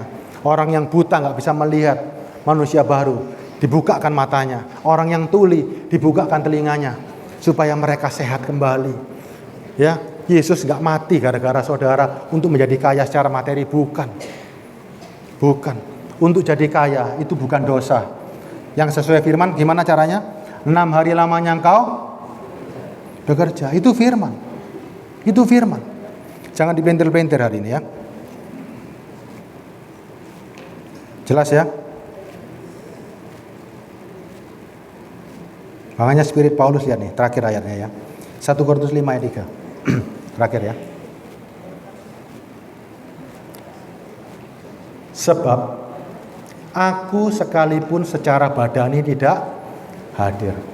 Paulus fisiknya mati hari ini. Betul ya? Betul ya? Tapi spiritnya Paulus tetapi secara rohani hadir. Aku sama seperti aku hadir. Telah menjatuhkan hukuman atas dia yang telah melakukan hal semacam. Spirit Paulus bersama Kristus adalah spirit Roh Kudus. Secara badan tubuhnya Paulus mati, tapi spiritnya sama. Spiritnya sama.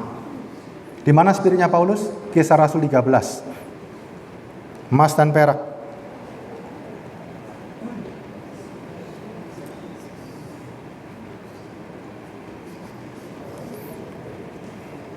Emas perak. Kisah Rasul 20 ayat 33. Nih, spirit hamba Tuhan sama nggak dengan spiritnya Paulus? Sama nggak harusnya?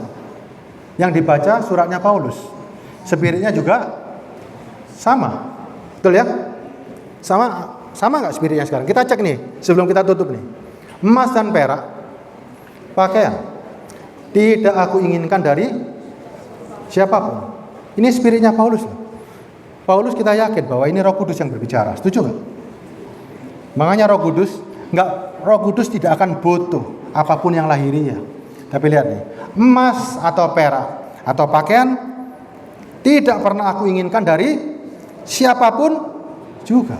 Kamu tahu sendiri bahwa dengan tanganku aku telah bekerja untuk memenuhi keperluanku dan keperluan kawan-kawan seperjalananku.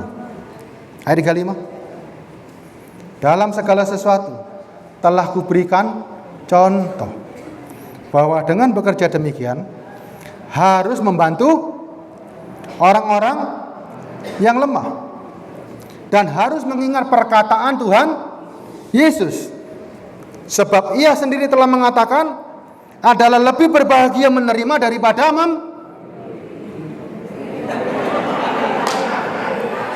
Coba ada. Yang mana yang benar? Adalah lebih berbahagia menerima daripada memberi, atau lebih bahagia memberi daripada menerima? Setuju nggak? Jangan dibalik loh. Jangan dibalik loh. Ya. Ini spiritnya Paulus bersama Roh Kudus. Nih. Tuhan Yesus sendiri mengatakan adalah lebih berbahagia memberi daripada, jangan dibalik. Ya. Jujur ya. Tidak ada dusta di antara kita kan? Nggak ada dusta kan? Urusannya sama Tuhan, sama saya nggak ada urusan kok. Saya habis ini pulang soalnya. Ya, tapi saudara sama Tuhan. Lebih senang mana saudara menerima daripada memberi? Ya, harta duniawi kita bagikan habis. Harta sorgawi kita bagikan makin banyak. Tidak akan habis. Makanya kalau mau nabur, taburlah rohani, nggak akan habis-habis. Jangan nabur daging. Ya, udah. Saya hari ini berbicara seperti ini tidak ada menuduh atau menghakimi, enggak. Kita sama-sama ingin kembali kepada ajaran semula. Apa yang Yesus tawarkan, ini yang kita tawarkan. Kalaupun kita pernah jatuh hari ini, tidak lagi boleh jatuh. Ada pengampunan yang begitu hebat. Kasih karunia-Nya melimpah. Setuju ya? Kita semua kasih karunia Kristus melimpah kan? Kita semua disucikan dari dosa. Tapi kenapa firman mencatat sedikit sekali orang yang masuk dalam kerajaannya? Aneh kan? Aneh kan? Kasih karunia melimpah, dosa banyak diampuni. Tapi kenapa firman mencatat sedikit sekali orang yang selamat? Kan aneh dong? Ternyata mereka tidak mengikuti apa yang Yesus sampaikan. Kita nggak boleh seperti itu. Spirit yang sama yang kita miliki bersama Paulus. Ya, silakan Pak Joni, doakan Pak Joni.